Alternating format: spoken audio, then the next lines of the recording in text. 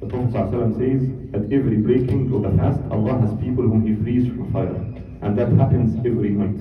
Every night Allah subhanahu wa ta'ala wills that some people from those fasters from Muslims are just freed from hellfire. This happens only in Ramadan. A fourth thing is that the angels ask Allah for forgiveness for the Muslims until they break their fast. When they start fasting until they break their fast, all this, they're making forgiveness, making istighfar for the Muslims and people that are fasting. And of course, the fifth thing, which is above all, is Laylat al-Qadr. Laylat al-Qadr is another blessing from Allah subhanahu wa ta'ala. Allah subhanahu wa ta'ala, Laylat al-Qadr doubles the rewards to more than 1,000 months. So someone that does ibadah in Laylat al-Qadr, it is as if it can be equivalent or even more to someone that did ibadah for 1,000 months. And this is more than 80 years. This is something that is, again, a big blessing from Allah subhanahu wa ta'ala. So the gates of paradise open, the gates of hell closed, devils are chained for us to be disinfluenced by evil. Allah subhanahu wa ta'ala saves every day and every night people from hellfire. Angels keep making istighfar for the Sa'im until he breaks his fast. And Allah subhanahu wa ta'ala blessed us with the night of Qadr. So knowing all this, it is a great loss if someone does not catch anything in Ramadan. If someone does not even have this in mind when going into Ramadan. And we can have a small glimpse of how the Sahaba Ridwanullah alayhim used to receive Ramadan. Was it by hanging decorations, beautiful lamps, speaking together? What do they want to eat in Ramadan? What foods they're missing? Of course it was with obedience, with worshipping, with generosity and goodness. Some Sahaba used to plan what they're going to do in Ramadan. Some of them used to leave everything except Quran. Someone that does trade, it's to the minimum. Even some people from the Sahaba and even the scholars, even all the knowledge that they're giving and the halaqat that they're attending, they would decrease this to minimum and make their main focus on Quran and Ibadah. So this is how the Sahaba used to welcome Ramadan. And Anas ibn Malik says, when Sha'ban starts, which is 1 month for Ramadan, Muslims would bend over Masahif to read, symbolizing the time and focus spent on Quran, and get zakat out to strengthen the poor and the needy for Ramadan. And many of them, they used to start fasting, so that when Ramadan comes, that momentum is already there. So this was just a small introduction with Ramadan and how important is Ramadan to us, and how Allah subhanahu wa ta'ala has blessed us with something that He did not bless any followers of the Prophet with before. Then let's look at fasting through 2 ahadith. The first one is As-Siyamu Junnah. Fasting is a shield. The other one is مَنْ لَمْ يَدَعْ قَوْلَ الزُّورِ وَالْعَمَلَ بِهِ وَالْجَهْلَ فَلَيْسَ لِلَّهِ حَاجَةٌ فِي أَنْ يَدَعَ طَعَامَهُ وَشَرَابَهُ. He who does not abandon false speech and acting upon it, Allah has no need for him to abandon his food and drink. Through looking at these 2 ahadith, we're aiming to look at the wisdom behind fasting and understand fasting as Allah subhanahu wa ta'ala has ordered us to do. First one is fasting is a shield. And I'm pretty sure everyone that had fasted before has felt this. Fasting puts you in a state that is usually higher spiritually, if we use this word, higher even from inside. Your soul is higher than any other time.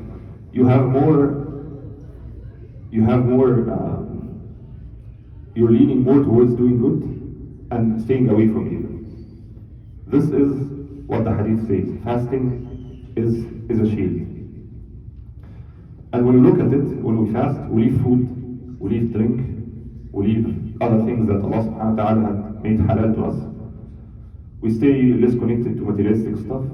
And subhanAllah, as if when we relieve ourselves from all these materialistic stuff, Allah subhanahu wa ta'ala raises our souls. Some people, especially people that have knowledge of Quran, they always say that in Ramadan, Allah subhanahu wa ta'ala opens up meanings to them in Quran that they have never thought of before.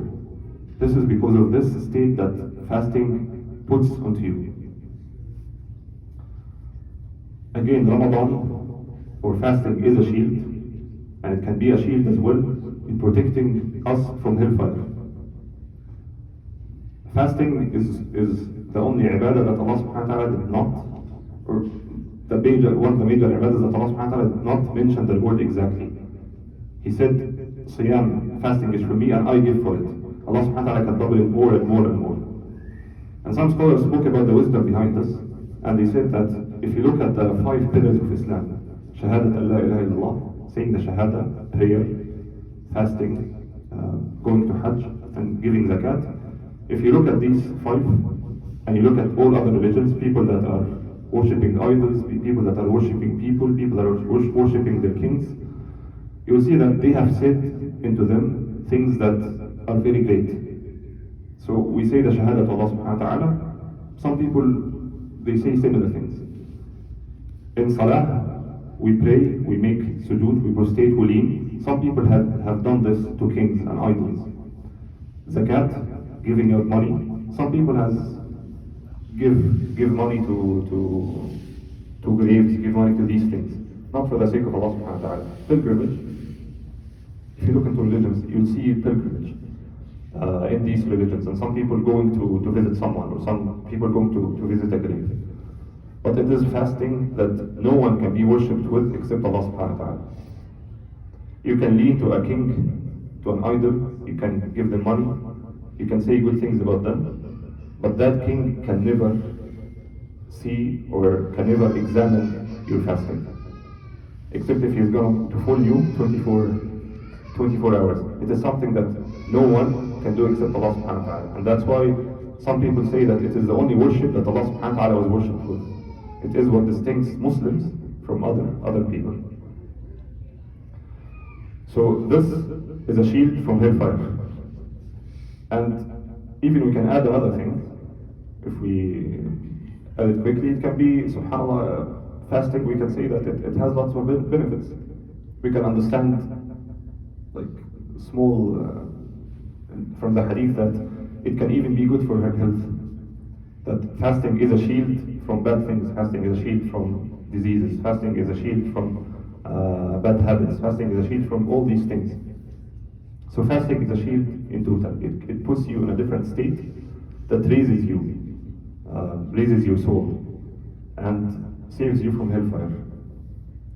The other hadith we spoke about is the Prophet ﷺ says, he who does not abandon false speech and acting upon it, Allah has no need for him to abandon his food and drink. This hadith tells us that there is more into fasting than just not eating and not drinking. There is more into that. And one of them is abandoning all false speech and acting upon it. Of course, if someone does not drink, if someone does not, his fasting is right, it's not nullified. But Allah subhanahu wa ta'ala, does he accept it? Scholars said no. If someone keeps saying false speech, if someone keeps doing bad things, if someone does not respect that fasting, then he didn't understand fasting. He didn't understand that fasting is a shield. He didn't understand any of these things. Allah subhanahu wa ta'ala even might not reward him for all his fast. And it means that the sins that we do affects also the reward that we take. The sins that we do throughout the day when we're fasting, the more sins, the more affected is the reward. The less the sins, the more is the reward. So again, this is a big balance. So we need to know these two things when we're talking about fasting. Fasting is a shield, and that Allah subhanahu wa ta'ala is not in need of someone to just leave drink and food for the sake of leaving drink and food, if he's not going to abandon false speech and acting upon it. Now we go to the third part, which is striving. We cannot mention Ramadan without mentioning jihad. And jihad has many forms. We can make jihad against oneself, against the desires, jihad against shayateen, jihad against munafiqeen, hypocrites, jihad against people that raise the flags of kufr and shirk. All these are sort of jihad, and all this is in Ramadan.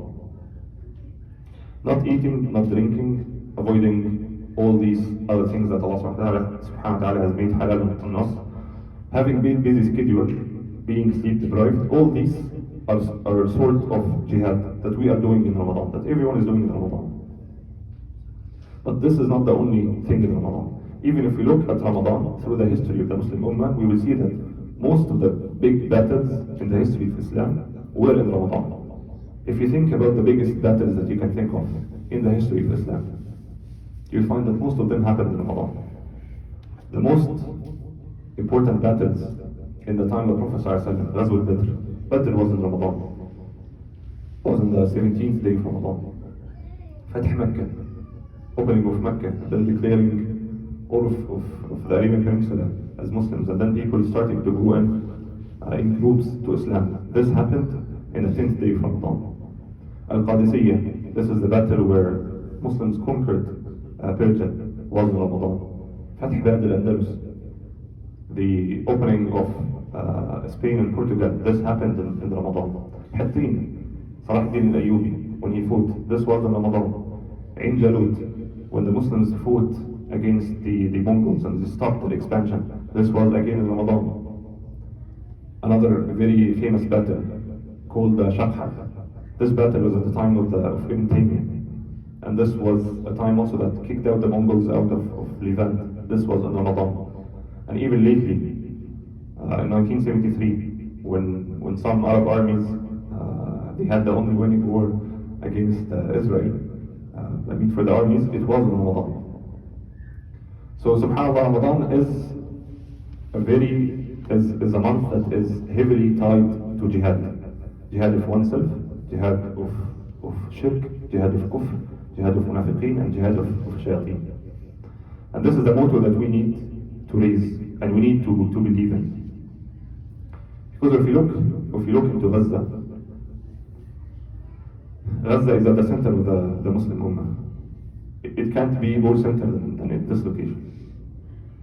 And subhanAllah, a small place that is in the center, surrounded by all Muslim countries, and they almost cannot do anything to what's happening in Gaza. If we ask ourselves, why did this happen? Perhaps in some earlier occasions, about what's happening to the Muslims in Burma, what's happening to the Muslims in Turkestan, what's happening to the Muslims in Bosnia, we could have, some people would say it's the excuse that it is away from the Muslim countries, it's from the outskirts, but Gaza is in the middle of the Muslim countries. And it's on a holy land. If people can do this to Muslims at the center of their land, believe me, they can do this everywhere. If this happens to Gaza, I don't see any other place that this cannot happen. And this is something that we need to know. And this is something that enemies of Islam know as well. When they go in, they attack a place, a small city in the middle of the Muslim nations, and no one does anything. What would they think of the Muslim nation? This weakness that we are in is because of leaving jihad. And when we say jihad, we say it starts with oneself. We are in this state not only because now we cannot do anything. We have put all these chains on ourselves. We lost it when we did not learn Quran, we did not teach our kids Quran, when we did not understand Quran, when we cared about money, about our jobs, etc., etc. When we cared about our desires, about let's not do things that does not integrate us into the society, let's not do things that are very off, let's not do these. We lost it when we have done all this, and what is the result? A weak ummah, that anything can happen to it and they cannot move, they cannot do anything. And there's no way out of this unless we strive in the sake of Allah subhanahu wa ta'ala. When we say striving against oneself, against the desires, against the shayateen of oneself, if we cannot do this, we cannot do something bigger. Because usually, if you cannot do the small things, you won't be able to do something that is big. And we need to know that freeing Gaza, and literally freeing ourselves as well, is a very long-term thing. It's not something that's going to happen in 2 days. It's not that Salah ad-Din is just going to pop up, and then for us, we're just going to need 5 business days. Between 2 weekends, we go there, we fight the liberation war and come back. It's not going to happen like this at all. We know that the problem is way deeper than this. The problem is in all our nations, all our governments, all our people. We need to take this out. And subhanAllah, when we go back to the first steps, which is striving against oneself, we need to know that following the Muslim or the lifestyle that Allah subhanahu wa ta'ala has taught us, it itself creates a strong community. A community that cares about Allah subhanahu wa ta'ala and His satisfaction more than anything else. A community that does not have a lavish life. Not every person needs 10K to live. A community that does not get threatened when someone says, you're going to be out of your work if you do this or if you do that. A community that is tough, that fasts, that prays for long times. This creates a very strong community that is very hard to bend. And this is how it starts. Being tough Islamically, and then even the people in the community itself raising out from this weakness. And subhanAllah, this leads us to the concept of freedom in Islam. Because freedom in Islam is not doing whatever you want. Freedom in Islam is being a slave to Allah subhanahu wa ta'ala, and that's it, and nothing more. Not being chained with anything. Someone might say, I'm free, so I'm going to smoke cigarettes. I'm going to smoke even something more because I'm free. But is this really free? That person that smokes cigarettes, that is addicted to cigarettes, that cigarette is actually putting chains on them. They can't, every month they need to have a certain budget to just fulfill that desire. It changes many things in life. They can't leave, actually they became slaves to that cigarette. And we can take this example and expand it to many other things. So Islam is breaking free from all these. Some example that is given in some ethical schools and philosophy, I'm going to say it quickly, to explain this balance or this idea of being chained to your desires. They ask someone, what is your favorite drink? Let's say someone says soda drink, outside the boycott soda brand. Let's say someone says soda, and then they say, okay, imagine you eat something and you're thirsty, and then I give you 2 glasses. One that is soda drink, and the other one, let's say orange juice. Which one you're going to pick? They usually pick their favorite drink. And then they ask them, were you free in picking this drink? They say, yes, we're totally free. And the real answer is no. The real answer is they were chained to that desire that made them choose this. And if they were free from that desire, they would have chosen what is right. And what is right is actually what is more healthy. This is the same thing. Our desires chains us up. We cannot leave it except if we break it. And subhanAllah, you see that the more a person is attached to things, the more he is weaker. Some people, I cannot work until I have my caramel macchiato in the morning. If you go to jihad, you can't tell them I cannot work until I have my cappuccino in the morning and then I'll do the jihad you want. It doesn't happen like this. You can compare this to all of the other things. Someone that is simple life, he does not need except a couple of $100 to live. This is a strong person, this is a free person. Someone that is used to wear this clothes and do that and do this. This is a person that has so many chains that he needs to break before we can speak about something bigger. And when we look at the Sahaba, we see that they had this mindset. Rabbi ibn Amr, he was a Sahabi that was sent to Persia before conquering Persia. And the Persian commander, he asked him, why did you come? Why did you come here? Why did you leave your lands and come to our lands? Then he said, we came to make people go from worshipping people and things to worshipping Allah subhanahu wa ta'ala. And to get them out from darkness to the light and to the hidayah guidance. SubhanAllah, this is a person that knows why he's here. He knows what is meant from him. It's not collecting money, it's not etc. We need to think it ourselves. We need to think, can we stand in something that is similar and confidently say that this is what we made for, that we came out to give guidance to people? If we do not have this guidance, we cannot give it to other people. And how do we get this guidance? Simple. An ayah. Allah subhanahu wa ta'ala says, وَالَّذِينَ جَاهَدُوا فِينَا لَنَهْدِيَنَّهُمْ سُبُلَنَا. And those who strive for us, we will surely guide them to our ways. Those who strive for us, who make jihad for us, we will surely guide them to our ways. Now we know that guidance is attained to jihad. And there's two main things about this ayah. One of them is guidance. And the meaning of jihad is the general meaning of jihad. Some people say that it means the jihad of fighting, and people said it means striving on oneself, and part of this is doing what you have learned actually in Islamic knowledge. So whatever you learn from a dars, from someone, a hadith, you're acting upon it.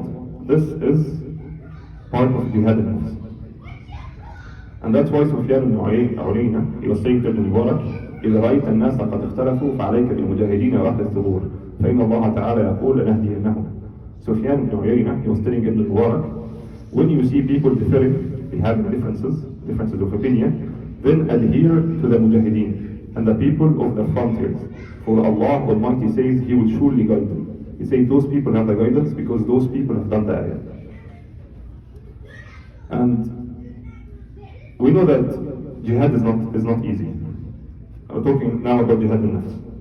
Leaving food, leaving drinks, leaving what you like, changing your schedule, less sleep, all this is sort of jihad.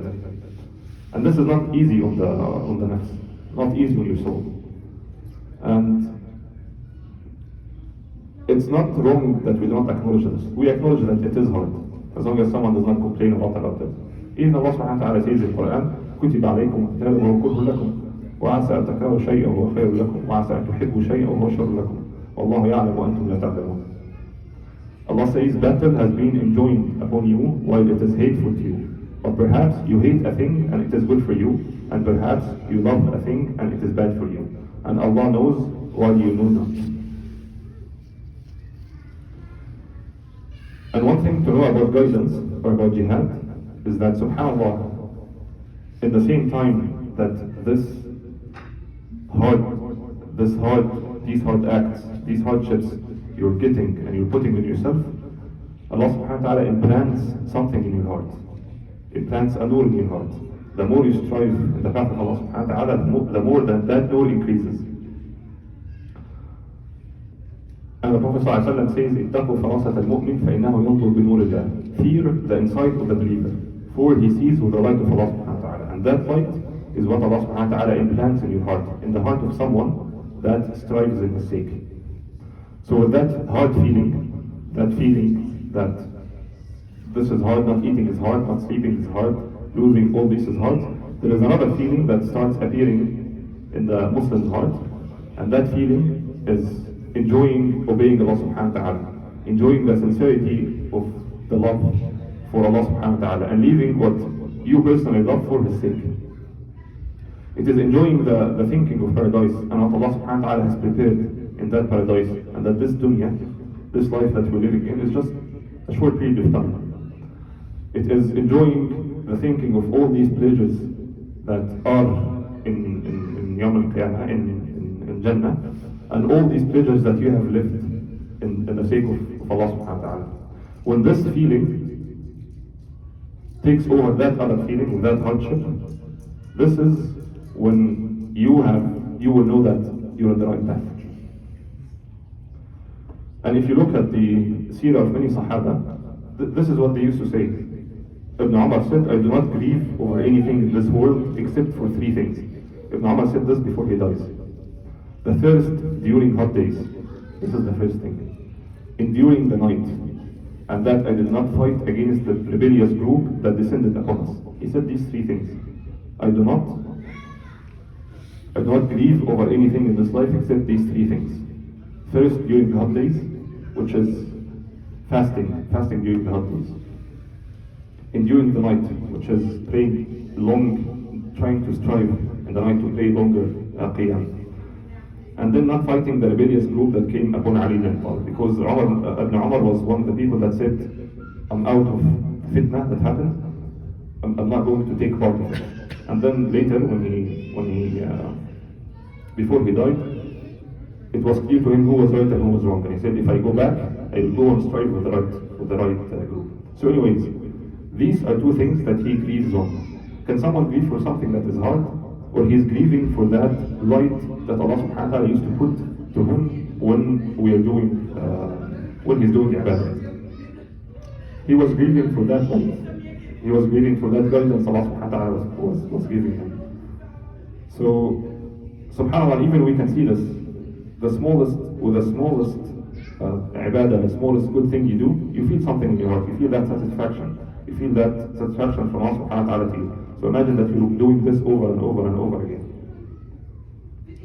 And with this we understand what the Prophet ﷺ says when we talk about these two feelings that are in the heart of a Muslim. That feeling of the light of guidance from Allah subhanahu wa ta'ala, and that feeling of hardship that he's overtaking. The Prophet ﷺ says, رُبَّ صَائِمٍ لَيْسَ لَهُ مِنْ صِيَامِهِ إِلَّا الْجُوعِ وَرُبَّ قَائِمٍ لَيْسَ لَهُ مِنْ قِيَامِهِ إِلَّا السَّهْرِ. It was narrated from Abu Hurairah that the Messenger ﷺ said, there are people who fast and get nothing from their fast except hunger.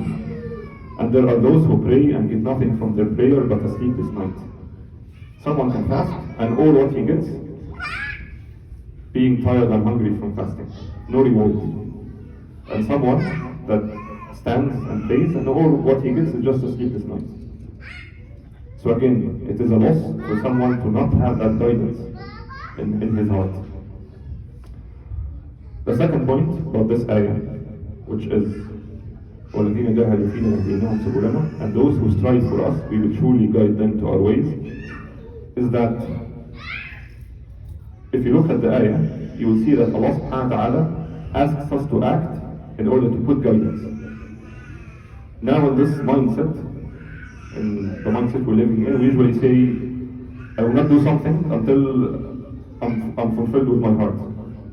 A sister will say, I'm not going to put on hijab until I'm 100% convinced that hijab is good, I'm not going to take it out, then I'm going to put it.